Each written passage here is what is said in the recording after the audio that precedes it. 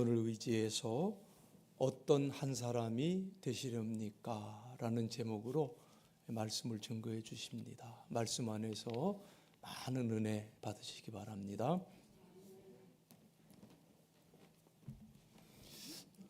우리는 지금 로마서를 한 소제목씩 살펴보고 있는데 오늘은 본문이 좀 길었어요. 이 아담과 그리스도라는 소제목 밑에 달려있는 본문이 이게 사슬로 연결되어 있는 것처럼 계속 끝까지 연결되어 있어서 그렇게 됐습니다.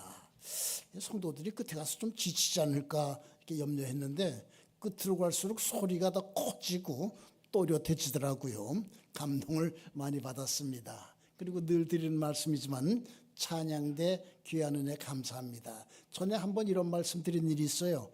가성비가 높다 그런 말이 있어요. 가격에 비해서 성과가 높다 그런 뜻이라고 그래요. 저는 우리 성가대 볼 때마다 인은비가 높다 제가 만든 말이에요. 인원에 비해서 주는 은혜가 크다 그런 뜻이에요. 오늘도 그랬는데요. 앞으로 더 그러시기 바랍니다. 오늘 본문 봅니다. 한 사람으로 말미암아 죄가 세상에 들어오고 사망이 모든 사람에게 임했다. 그런 말씀으로 시작이 돼요. 12절 다시 봅니다. 그러므로 한 사람으로 말미암아 죄가 세상에 들어오고 죄로 말미암아 사망이 들어왔나니 이와 같이 모든 사람이 죄를 지었으므로 사망이 모든 사람에게 이르렀느니라. 이 한 사람이 누굽니까? 여러분 누구예요? 아담이에요. 아담이 어떤 죄를 지었습니까? 순종하지 아니하는 죄를 지었어요. 불순종의 죄를 지었어요. 19절 앞부분을 보면 한 사람이 순종하지 아니함으로 많은 사람이 죄인 된 것 같이 이런 말씀이 있습니다. 하나님께서 아담에게 선악을 알게 하는 나무의 열매는 먹지 말라고 그렇게 명령하셨어요. 여러분 이제 그 화면에 뜨는 창세기 2장 16절과 17절의 말씀 그저 눈으로 읽어보시기 바랍니다. 아담은 이 말씀에 순종하지 않았어요. 아담 한 사람의 범죄가 사망이 모든 사람에게 이르게 하고 참 좋지 않은 결과, 끔찍한 결과를 가져왔어요. 반대, 예수님은 하나님의 명령에 순종하셨어요. 그래서 인류를 구원하는 큰 일을 이루셨어요. 본문 가운데 19절 후반부는 한 사람이 순종함으로 많은 사람이 의인이 되리라 이렇게 말하고 있어요. 많은 사람이 의인이 되리라. 이건 좀 그 부질없는 생각인지 모르겠는데 저는 19절을 읽다가 많은 사람이 의인이 되리라. 이거 많은 사람이 의인이 되었느니라 이래야지 이게 그 적합한 말이 아닌가? 왜 그 많은 사람이 의인이 되리라 하고 미래형을 썼을까? 한글 성경 다른 뭐 공동 번역 성서라든가 표준 세번역이라든가 다른 번역들도 참고해보고 또 영어 성경도 이렇게 찾아봤는데 분명히 미래형으로 되어 있습니다. 왜 이렇게 의인이 되리라? 왜 이렇게 미래형 썼지? 바울이 로마서를 기록할 때는 아직 복음이 널리 전해지지 않을 때였습니다. 로마서는 기원 후 57년경, 그러니까 지금으로부터 1966년 전쯤의 일입니다. 고린도에서 기록됐죠. 그걸 베베라는 여집사가 이제 로마까지 가서 이렇게 전달한 것으로 그렇게 성경에 기록되어 있습니다. 뭐 베베 이름이 거기에만 나오고 뭐 그저 큰일한 것 같지 않지만 아주 큰일, 아주 성경 가운데 중요한 성경인 로마서를 갖다 이렇게 전달하는 큰 역할을 이렇게 했죠. 한참을 생각해 봤어요. 이게 왜 미래형이지?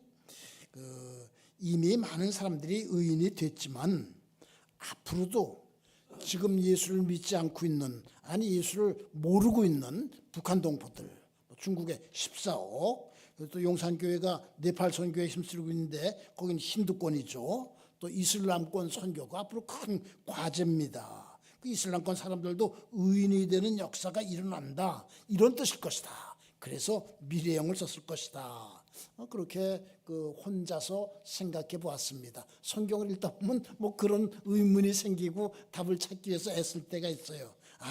이 앞으로도 계속해서 이 미전도 종족들에게 계속해서 이렇게 복음이 전해져 가지고 그들도 의롭다고 인정을 받는 그런 날이 온다는 그런 뜻일 것이다. 이렇게 생각하면서 그런 일을 그 일선에 서서 하고 있는 선교사님들에 대한 감사한 생각을 새롭게 했습니다. 성경에서 한 사람의 범죄가 아주 좋지 않은 결과를 가져온 사례를 많이 찾아볼 수가 있어요. 좋은 본보기가 있습니다. 여호수아서 7장에 나오는 인물인데 누구일 것 같아요? 여호수아 7장에 나오는 한 사람의 범죄로 아주 큰 어려움을 만나게 된 그 사람, 아간이에요. 아간. 이제 가나안을 정복합니다. 가나안 정복 전쟁은 여리고성을 정복하는 것으로 시작이 돼요. 여리고 크고 강한 성이었어요. 여리고성 정복할 때 하나님께서는 그 여호수아에게 명령을 하셨어요. 매일 한 바퀴씩 이렇게 여섯 동안 돌라. 일곱째 날에는 7번 돌고 제사장들은 양각 나팔을 길게 불라 그러셨어요. 그 나팔 소리가 들릴 때 백성들은 다 큰 소리로 외쳐 부르라고 하셨어요. 그러면 그 성벽이 무너져 내릴 것이라고 여호수아서 6장 3절에서 5절까지의 기록이 되어 있습니다. 여러분이 지금 그 성벽 앞에 서 있는 여호수아 또는 그 이스라엘 백성이라면 한번 생각해 보세요. 이게 이해가 되는 명령입니까? 아주 그냥 그 크고 견고한 성벽 저 뺑뺑 돌고 소리 지르면 그게 무너질 것이라고. 아마 여호수아는 속으로 제가 이제 그 하나님께 기도하고 그러면 하나님께서 그 성벽 어디가 약하니까 거기로 쳐들어가면 이길 수 있을 것이다. 그렇게 가르쳐 주시기를 기대했을지도 모릅니다. 이해할 수 없는 명령이지만 여호수아 순종했습니다. 순종하지 아니하는 죄를 범하지 않았어요. 어떻게 됐죠? 여호수아서 6장 20절 말씀, 성벽이 무너져 내렸어요. 그래요. 여러분, 내 판단으로는, 내 상식으로는, 내 지식으로는 이해가 되지 않지만은 이게 하나님의 명령이다, 이게 하나님의 인도다, 이런 확신이 있으면 순종해야 됩니다.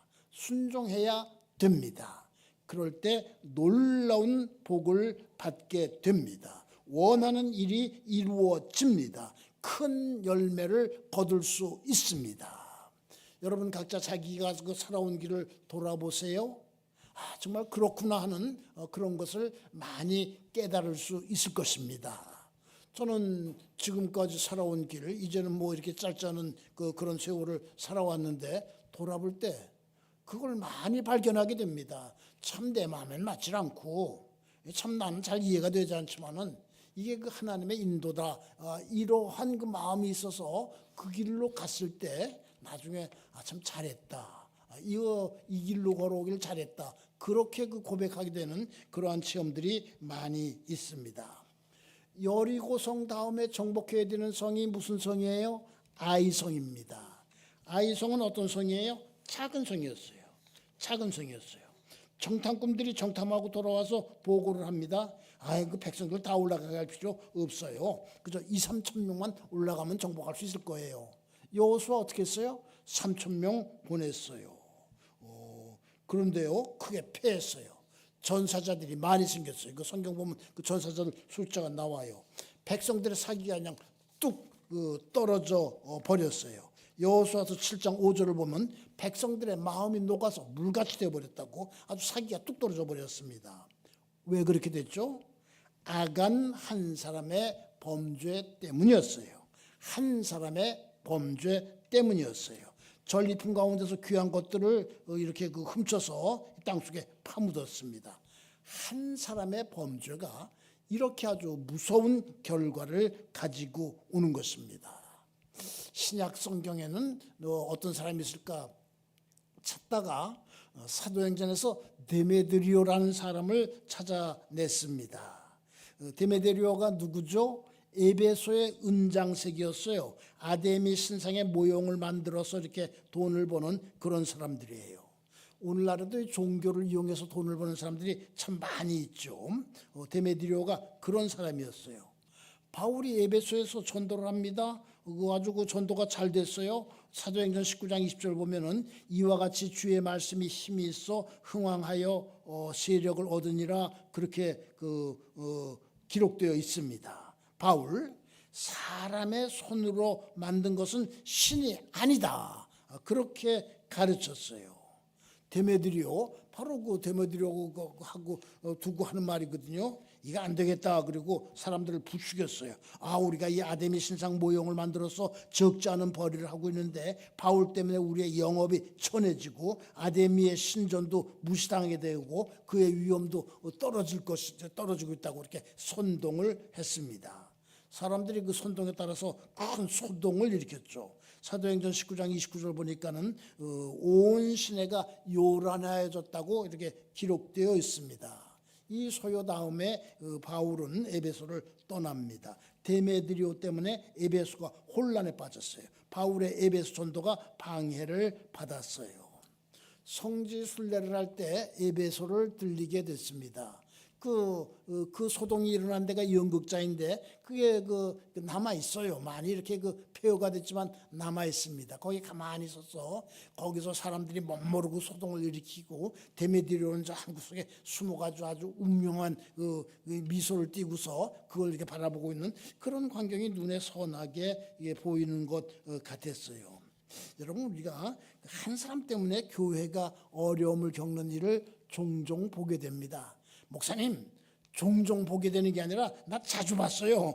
그러실지도 모르겠어요. 나 그 사람 보기 싫어서 그 교회 안 나가. 이런 소리를 듣게 되는 일도 있습니다. 우리는요, 교회에서 보기 싫은 사람, 보기 싫은 한 사람, 사람들이 보기 싫어하는 한 사람에 대해서는 안 됩니다. 나 그 사람 보니까는 예수 믿는 것이 얼마나 좋은 일인지 잘 알겠어. 확실히 알겠어. 나 열심히 교회 생활해야 되겠어. 이런 소리를 들을 수 있는 한 사람이 되어야 됩니다. 성도 여러분, 그런 사람이 되기 위해서 힘쓰시기 바랍니다. 15절부터는 또 한 사람 예수 그리스도의 이야기가 나옵니다. 아까 말씀드렸어요. 오늘 본문에는 아담과 그리스도라는 소제목이 붙어 있는데 성경 주석들을 보니까 이걸 다시 둘로 나눈 주석들이 있습니다. 12절부터 14절까지는 아담 안에서 온 인류의 타락, 15절부터 21절까지는 그리스도 안에서의 온 인류의 구원.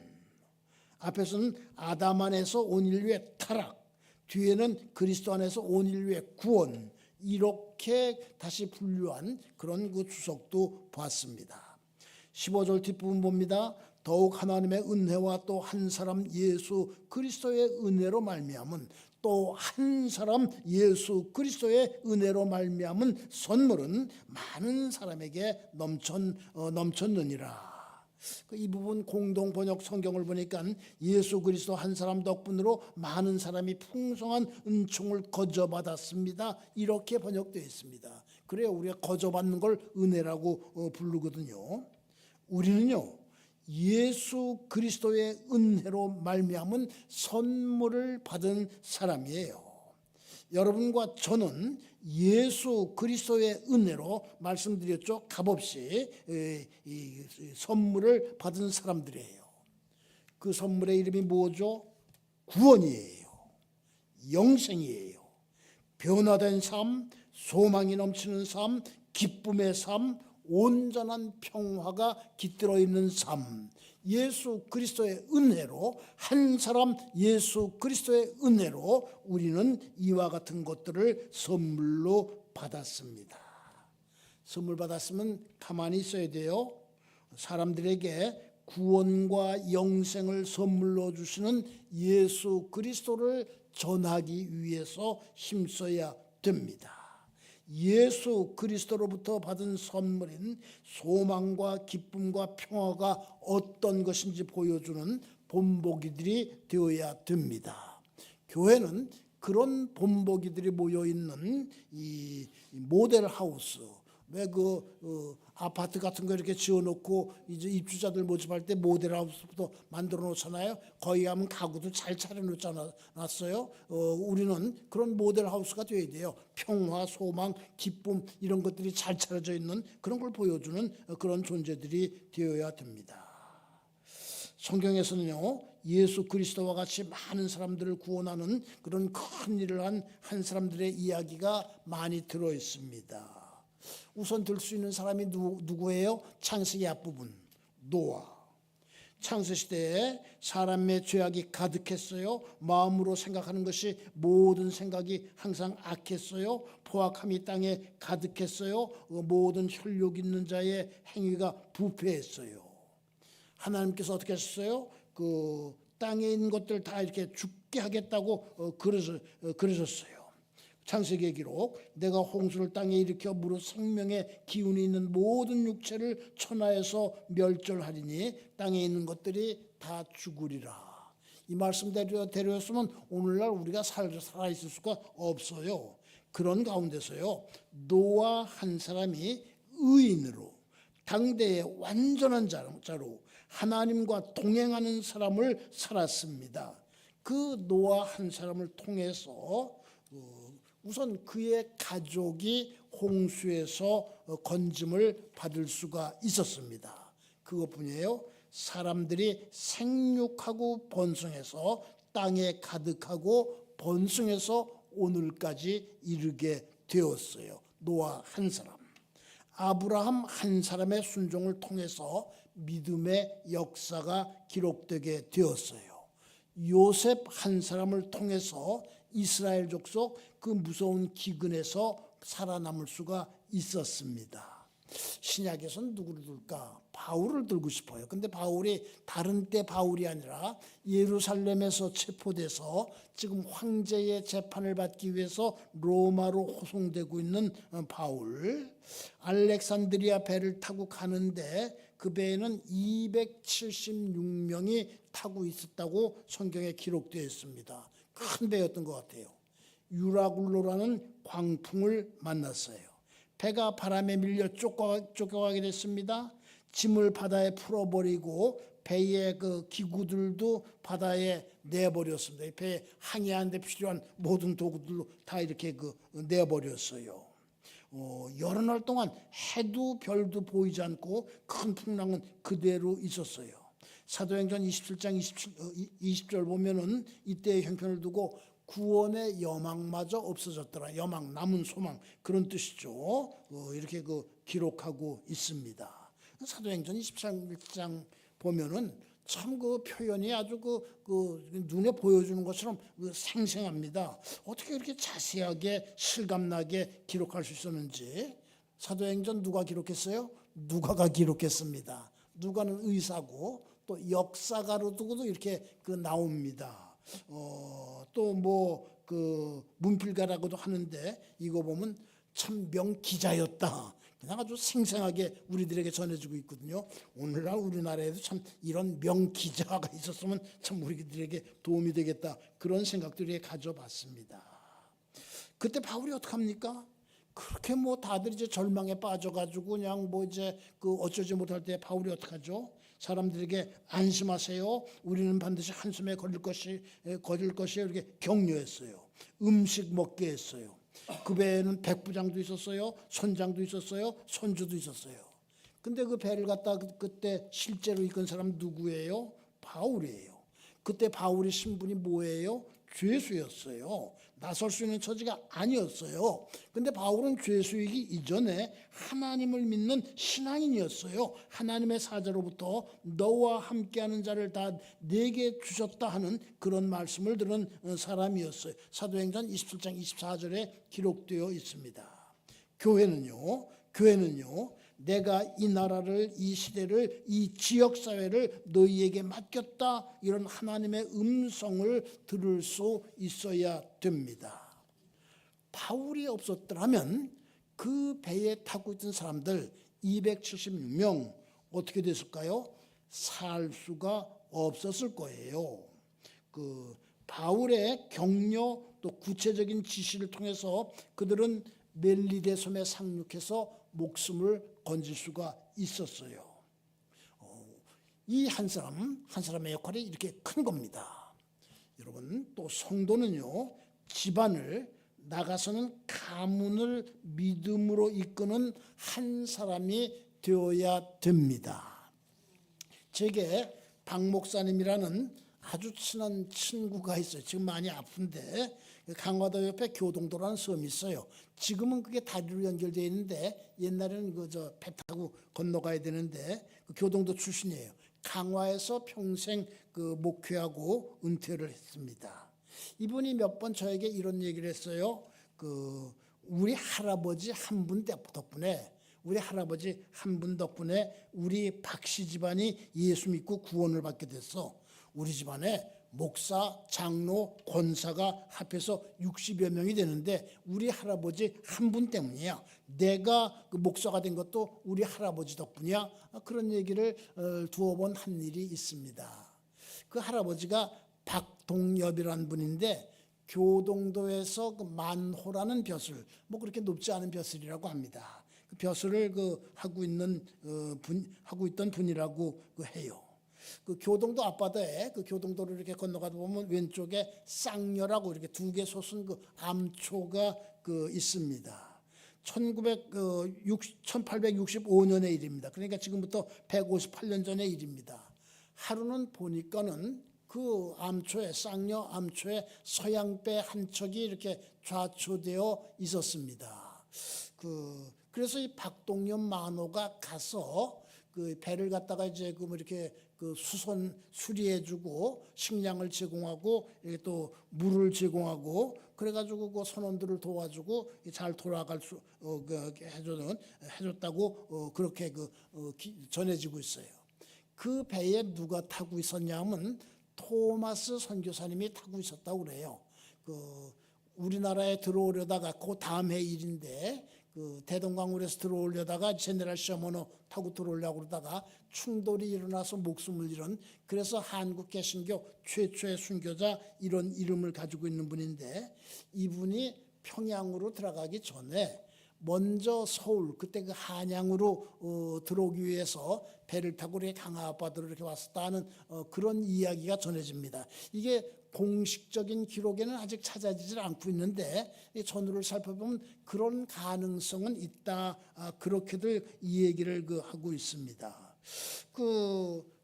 토마스 목사님과 박동엽 제 친구 목사님의 할아버지하고 이렇게 만남을 통해서 이분이 예수를 믿게 됐어요. 그 집안에서 그렇게 목사님도 많이 이렇게 생기고, 장로님들 여러 분 생기고, 권사님도 많이 생기고, 그 한 분 때문에 그 집안이 이렇게 복음화가 됐어요.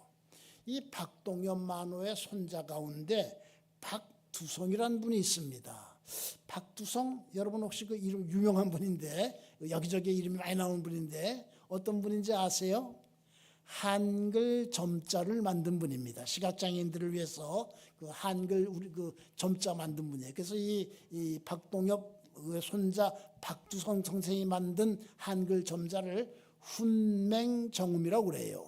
그리고 이 박두성 선생을 시각장애인들의 세종대왕 그렇게 부르고 있습니다. 이렇게 이 박두성 선생은 여러 책을 갖다가 점자로 번역을 하는데, 점자로 번역하는 것을 점역이라고 그래요. 신약 성서도 이렇게 점역한 것이 전해지고 있습니다. 여러 기록에 이 박두성 선생이 감리교 장로였다, 그런 기록도 있습니다. 정동교회하고 인천에 있는 영화교회를 다녔는데 장로였다, 그런 기록도 있고, 그냥 박두성 선생 이렇게 나오기도 하는데요. 그런 큰 일을 했어요. 저는 주일에 교회에 올 때 삼각지 전철역을 이용해요. 매일 사무실 오갈 때도 전철역 이용합니다. 여러분 보셨는지 모르겠지만은 삼각지 전철역 5번 출구 왼쪽 보면은 우리 서울 지하철 노선도, 점자 노선도가 거기 설치되어 있습니다. 지하철 노선도 참 복잡하잖아요. 우리가 이렇게 노선도 우리가 이렇게 보기에도 참 이렇게 좀 복잡한데요. 그걸 점자로 이렇게 만들어서 거기다 이렇게 설치놨어요. 왜 그럴까? 여러분 그 삼각지에 시각장애인들을 위한 그 학교가 있잖아요. 서울 국립서울맹학교 용산 캠퍼스 저쪽에 그 있는데 그래서 아마 애써서 거기다 설치했을 것이다. 다른 데서는 본 일이 없어요. 시각장애인들이 그 점자 노선도 도움을 많이 받을 것이다. 이렇게 와서 이 전철 이렇게 여기 이용하려면 그걸로 이렇게 파악하고 그래요. 그 한 사람이 예수를 믿은 열매가 이렇게까지 또 이렇게 아주 골고루 여러 분야에까지 이렇게 미치는구나 이런 생각을 가져 보았습니다. 사랑하는 성도 여러분, 가문에서 일터에서 지역사회에서 모임에서 좋은 영향을 많이 미치는 한 사람 되시기 바랍니다. 이렇게 질문하시는 분들이 계실 거예요. 아니 목사님, 아담, 그리스도 잘해지는 사람이고요. 아담 인류의 조상, 그리스도 구세주.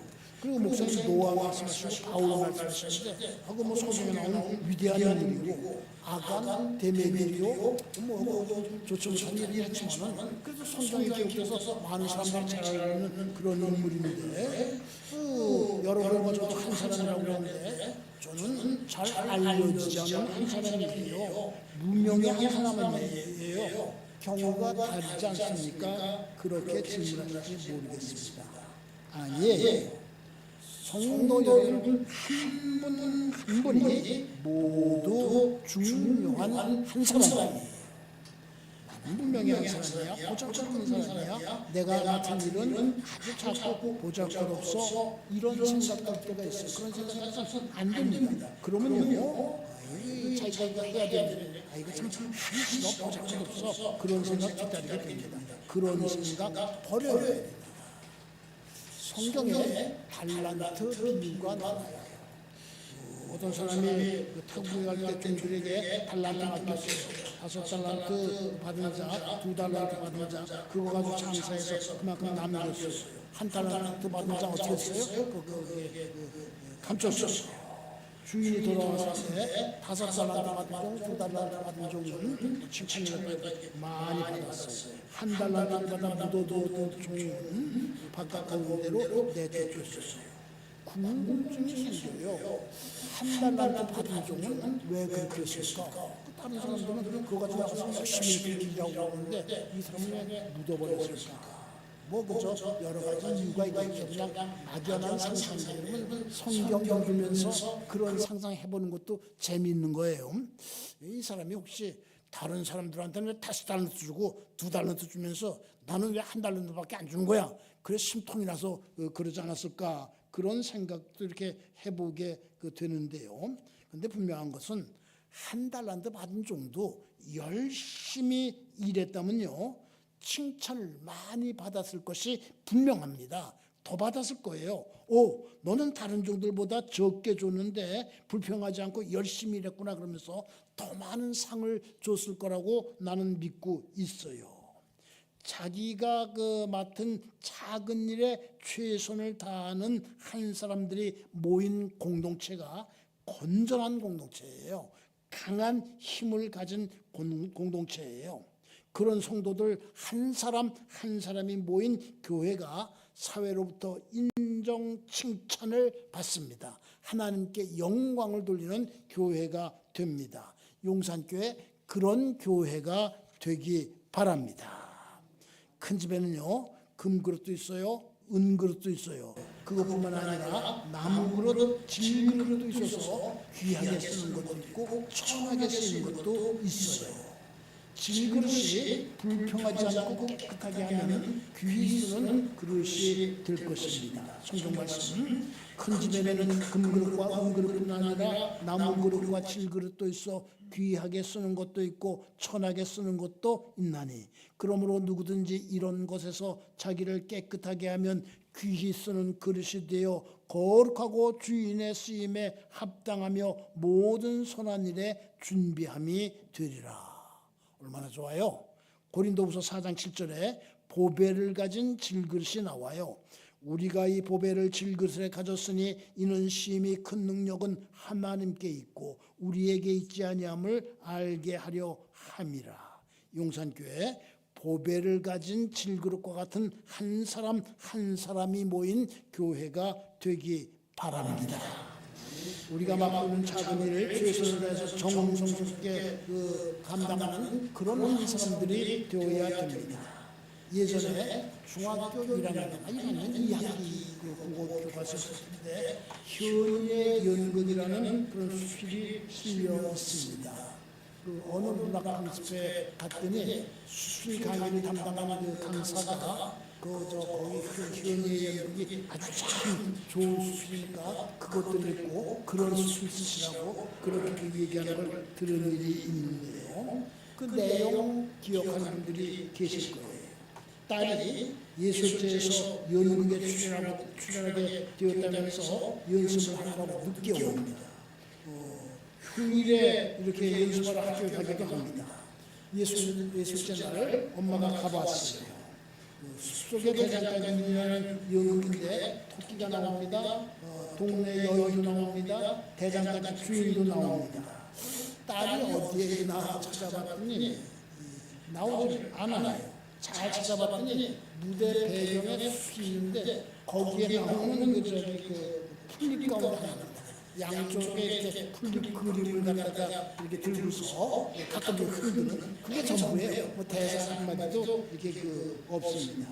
엄마는 저녁을 실망했어요. 근데 딸이 저렇게 작은 역할을 맡아가지고도 그렇게 충실하게 하고 엄마가 도와주려는 확신 때문에 최선을 다하는 것을 아주 그걸 보면서 감동을 받는다는 그런 내용이에요. 끝이 이렇게 끝나죠. 현인인 엄마 때문에 그런 열렬했음에 틀림이 없다.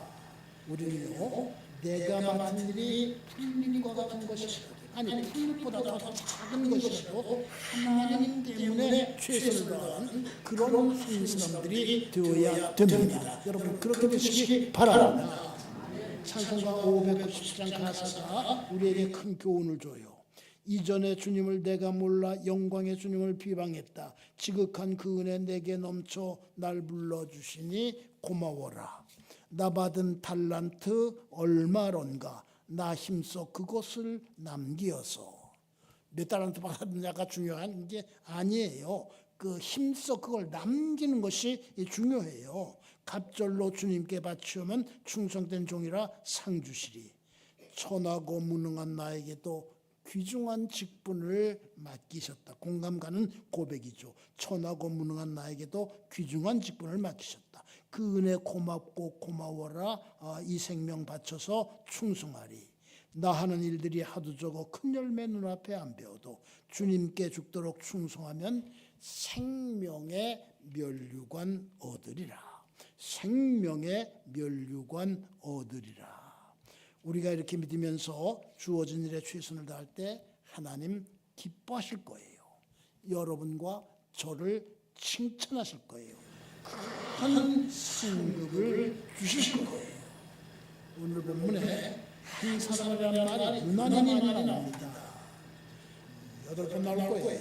12절, 15절은 2번, 16절은 2번, 17절, 19절. 제가 성경 전체를 정밀하게 이렇게 다 찾아보지는 않았지만 한 사람이라는 단어는 로마서 5장이면 나오는 것 같아요. 그 한 사람은 아담 또 예수 그리스도를 가리키는 말인데요. 저는 많은 사람을 불행하게 만드는 한 사람은 아담형 한 사람. 많은 사람을 구원과 생명으로 안내하고 소망과 기쁨과 평화를 주는 한 사람을 그리스도형 한 사람 이렇게 부르고 싶습니다. 이제 말씀을 마치면서 묻고 싶습니다. 여러분 어떤 한 사람이 되시겠습니까? 한 분도 빠짐없이 한 분도 빠짐없이 그리스도형 한 사람이 되시기 바랍니다. 내게 맡겨주신 작은 일을 감사한 마음으로 정성을 다하는 그런 한 사람 되시기 바랍니다. 그와 같이 해서 한 분도 빠짐없이 한 분도 빠짐없이 생명의 멸류관을 받는 여러분이 되고 제가 되기를 주님의 이름으로 축원합니다. 기도하시겠습니다. 순종의 모범을 보이시고 많은 사람을 의롭다 하심을 받아 생명에 이르게 하신 주님, 저희가 예수님이 보여주신 모범을 본받고 예수님이 걸으신 그 길을 따르는 한 사람 한 사람이 되게 하여 주시옵소서. 이 교회는 그런 한 사람 한 사람이 모인 신앙 공동체가 되게 하여 주시옵소서. 오늘날 세상에는 많은 사람들을 불행하게 만드는 아담과 같은 사람들이 정치계를 비롯해서 사회 갈등의 주변에 많이 있습니다. 휩쓸리지 않게 하시고 또 그들로 인하여 저희들이 실망하는 일도 없게 하여 주시옵소서. 다른 사람 못지는지 주님을 따라가는 저희의 발걸음에 흔들림이 없게 하여 주시옵소서. 부족한 나를 그리스도를 따르는 한 사람으로 불러주신 주님의 은혜에 감사드리며 예수님의 이름으로 기도하옵나이다.